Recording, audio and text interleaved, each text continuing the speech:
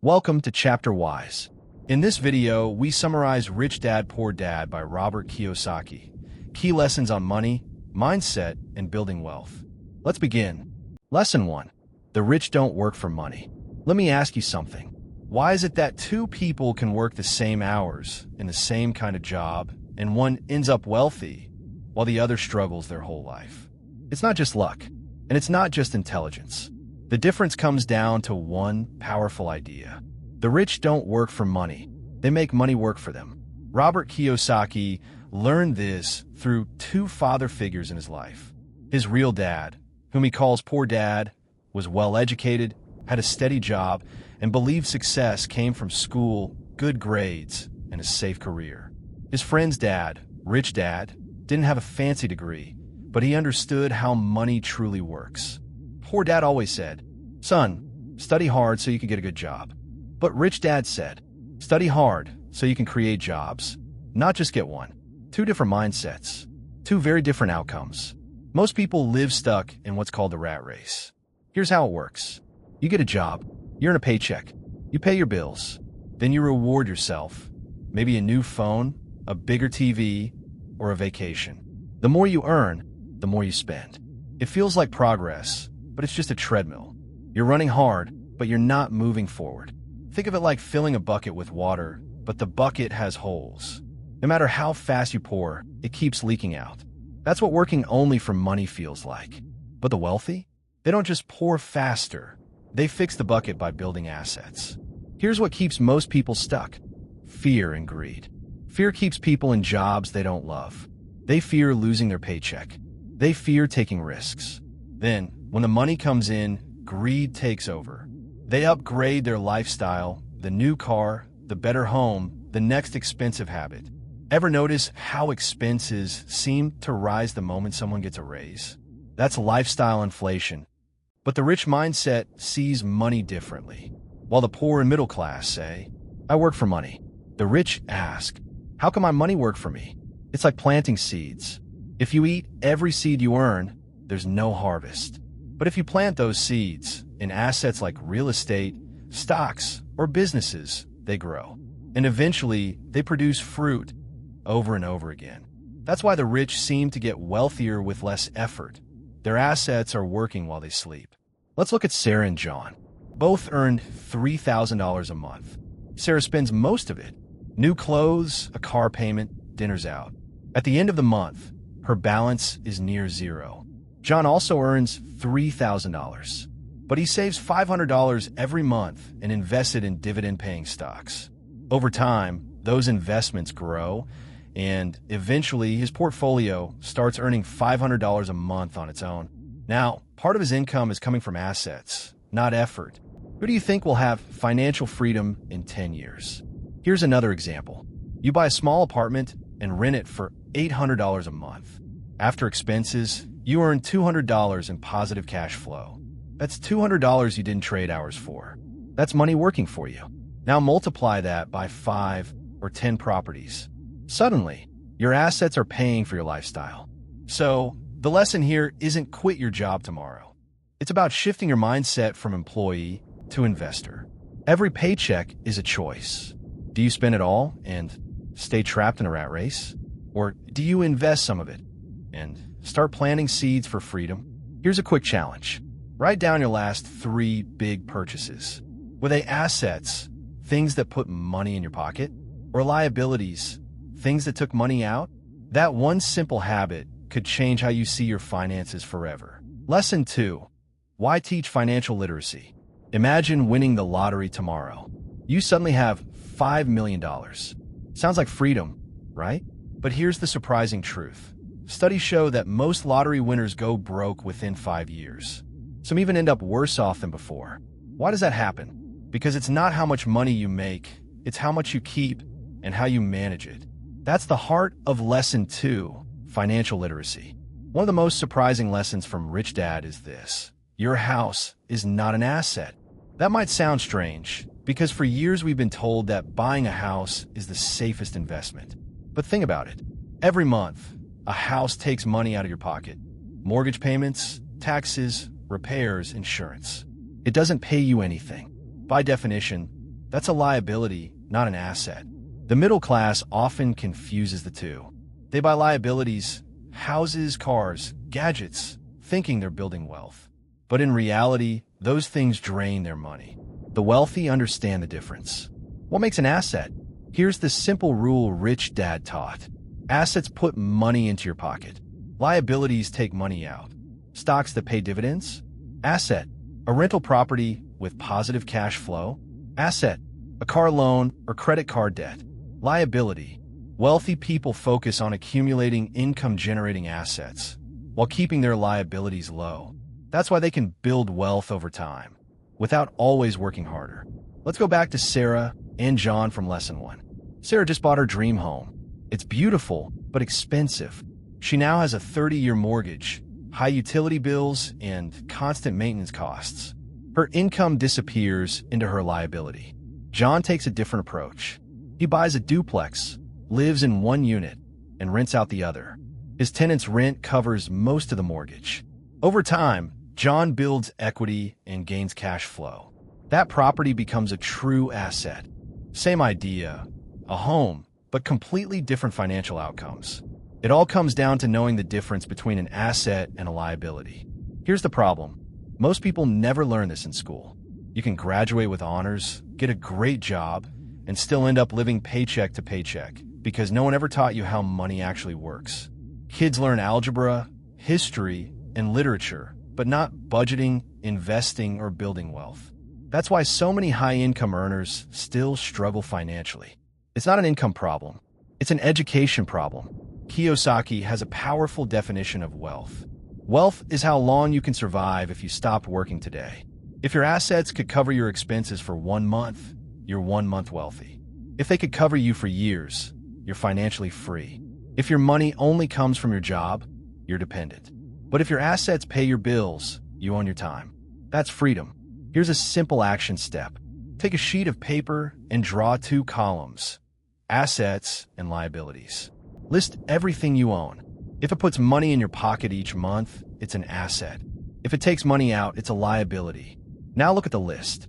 Which column is bigger? That answer tells you where your financial future is heading. Final thought.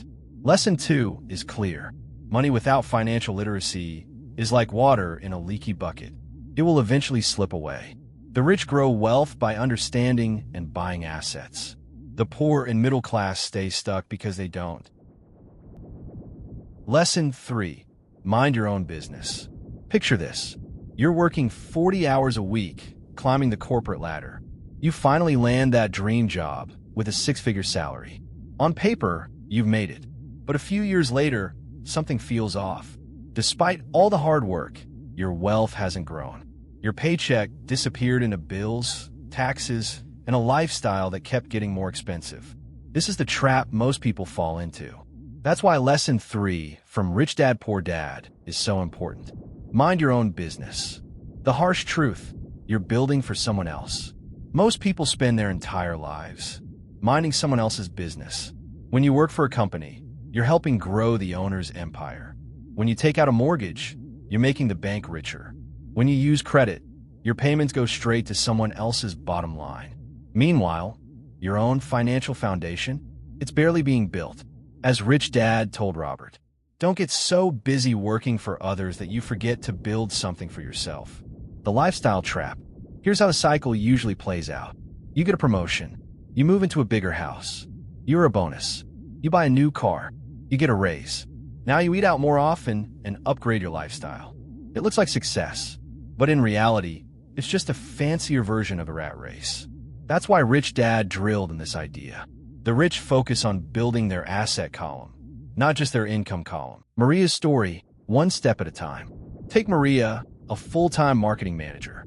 Instead of spending her annual bonuses on vacations and gadgets, she invests in a small coffee shop with a friend. At first, it barely breaks even, but she sticks with it. A few years later, the shop generates steady profit. Now, Maria has 2 income streams, her day job and her own business. Eventually, that second stream grows large enough that she doesn't need the corporate job anymore. She minded her own business, and it paid off. Start now. Even small steps count. You don't need to quit your job tomorrow, but But you do need to start building assets today. Even small steps compound. Invest a portion of your paycheck into dividend-paying stocks. Save for your first rental property. Start a side hustle with the potential to scale.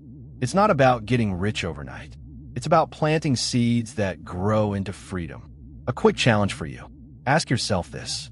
How many hours each week do you spend building your employer's business? Now compare that to how many hours you spend building your own. If that second number is close to 0, it's time to make a change. Because here's the truth. No one is going to build your future for you. Not your boss, not the government, not the lottery. That's your responsibility and your opportunity. Lesson 4. Learning how taxes work and the power of corporations. Imagine two people earning the same $100,000 a year. Person A is an employee. After taxes, they take home maybe $70,000. Person B owns a corporation. With deductions, reinvestments, and tax advantages, they keep closer to $90,000. Same income, completely different outcomes. Why? Because the rich understand something that most schools never teach. The history of taxes and the power of corporations. How taxes really began. Let's rewind a bit. When income taxes were first introduced, they were designed to target the wealthy, landowners, merchants, royalty. Governments told the masses, don't worry, this is only for the rich. Sound familiar? But over time, the system shifted. Today, it's employees, especially the middle class, who carry the heaviest tax burden. Meanwhile, the rich? They often pay less, proportionally, not because they cheat the system, but because they understand how to structure their income. Employees versus business owners. Here's the basic difference. Employees earn money, pay taxes first, then spend what's left. Business owners earn money, spend on business expenses, and pay taxes on what's left. That simple shift changes everything. Let's take something basic like driving a car.